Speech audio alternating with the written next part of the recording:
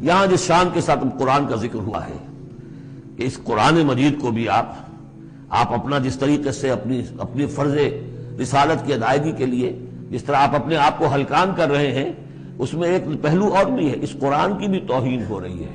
اس قرآن کو بھی لیے آپ پھر رہے ہیں، ان کو دے رہے ہیں، پڑھو اور سنو اور سمجھو، پھر میں سناتا ہوں، پھر سناتا ہوں۔ کلا انہا تذکرہ فمن شاء ذکرہ، نہیں، یہ تو ایک نصیحت ہے، جو چاہے اخذ کرے، جو نہیں کرنا چاہتا دفع ہو۔ فی صحف مکرمۃ، اور یہ قرآن اصل میں تو ہے بڑے باعزت صحیفوں میں، بلکہ یہ چوتھا مقام آ گیا، اگرچہ یہاں پہ لفظ نہیں آیا ہے وہ، جیسے کہ ہم پڑھ چکے ہیں حوامیم کے سلسلے میں۔ یہ قرآن کہاں ہے؟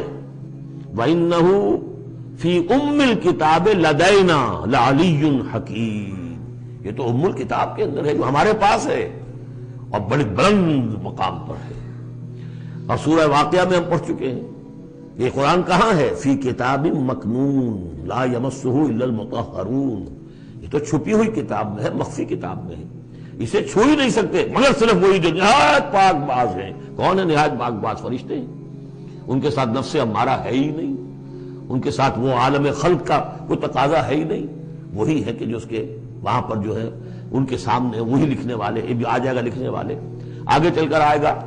وہ یہ قرآن کہاں ہے؟ بل ہوا قرآن مجید فی لوح محفوظ، تو لوح محفوظ، کتاب مکنون، ام الکتاب، اصل قرآن وہاں ہے، جیسا کہ بارہا میں نے کہا، یہ تو قرآن کی مصدقہ نقول ہے جو اللہ نے ہمیں فراہم کر دی، اصل قرآن وہاں ہے، اسی کا تذکرہ یہاں ہو رہا ہے فی صحف مکرمۃ۔ وہ ام الکتاب جو ہے وہ تو بڑے مکرم، بڑے معزز باعزت ورقوں میں ہے، مرفوعہ، بلند و بالا، مطہرہ، نہایت پاک، بے ایدی سفرۃ، وہ ان کے ہاتھوں میں ہے، لکھنے والے فرشتے، وہاں سے نقلیں تیار کر کے بھی تو آخر بھیج رہے ہیں نا وہ، بے ایدی سفرۃ کرام بررہ، اور وہ خود بھی بڑے باعزت ہیں، بڑے نیک ہیں۔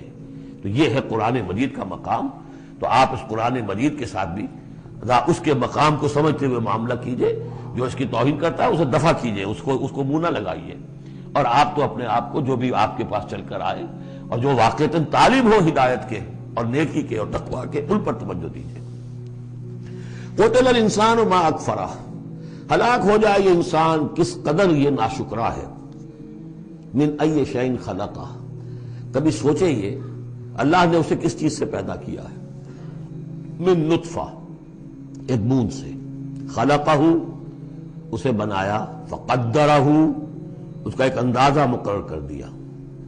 دیکھیے ہر انسان کا ایک اندازہ ہے، شاکلہ۔ آج ہم سمجھتے ہیں جینز ہیں، ہر شخص کو جو جینز ملے ہیں اسی کے حساب سے اس کا شاکلہ وجود میں آئے گا، یا تو اس کو جو جینز مل رہا ہے ماں سے اور باپ سے، اور یا پھر یہ ہے کہ جس ماحول میں اللہ نے اس کو پیدا کیا اس سے اس کا ایک شاکلہ وجود میں آتا ہے۔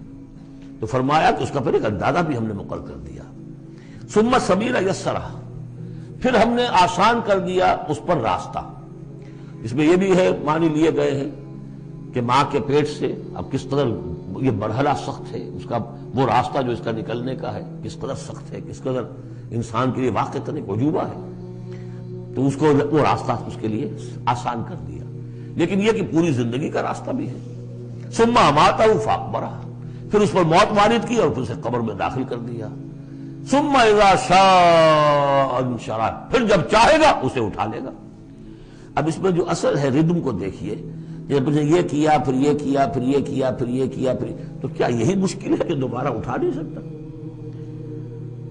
قتل الانسان ما اکفرہ من ای شیء خلقہ، من نطفہ خلقہ فقدرہ ثم السبیل یسرہ ثم اماتہ فاقبرہ ثم اذا شاء انشرہ کلا لما یقض ما امرہ۔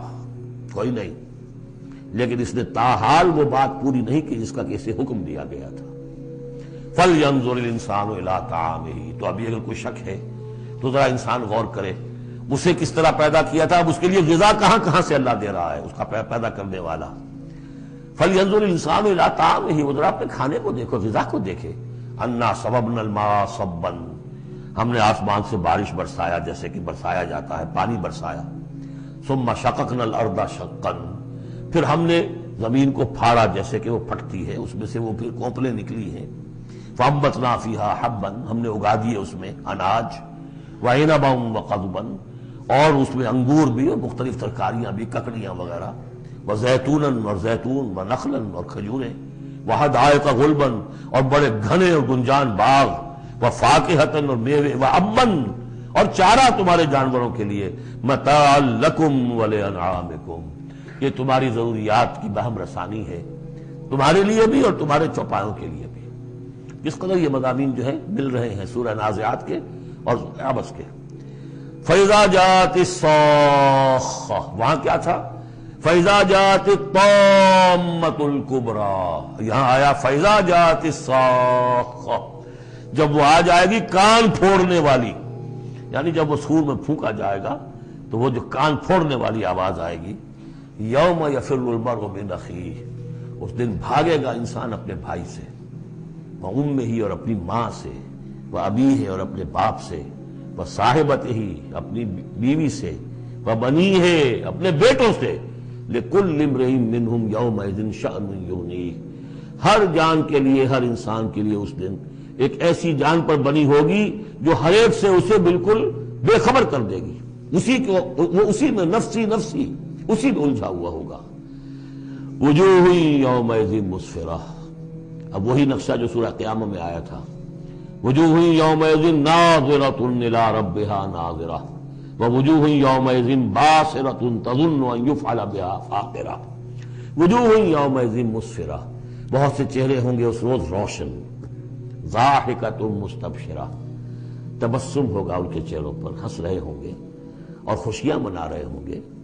ووجوہ یومئذ علیہا غبرہ، اور کچھ چہرے ہوں گے ان کے اوپر دھول پڑی ہوگی، غبار آلود، ترہقھا قطرہ، ان پر سیاہی چھائی ہوئی ہوگی۔ اولئک ھم الکفرۃ الفجرہ، یہی ہے وہ کہ جو منکر ہے اور فاجر ہیں، اپنے نفس کے تقاضوں کو پورا کرنے کے لیے وہ تمام حدود سے اور قیود سے آزاد ہو جاتے ہیں۔